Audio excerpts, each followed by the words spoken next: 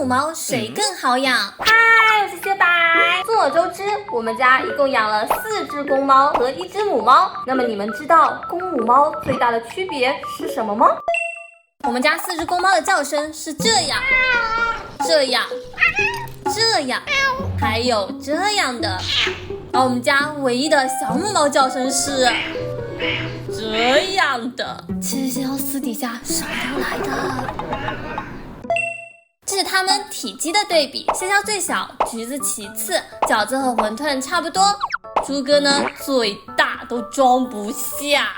这是它们腿的长度，馄饨7厘米，猪哥18厘米，橘子27厘米，潇潇5厘米，饺子目测和馄饨差不多。这是每只猫的体重，猪哥12.7，馄饨10.4，饺子9.8，橘子8斤，潇潇7.6。没想到是潇最瘦吧？对比其他公猫，潇潇明显身体各部位都小了很多，怪不得潇潇打不过它们呢。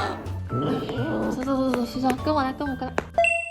我们家4只公猫的性格就比较复杂了，有性格很好也很粘人的猪哥和橘子，有性格很好却不粘人的馄饨，还有性格不好还有点粘手的饺子。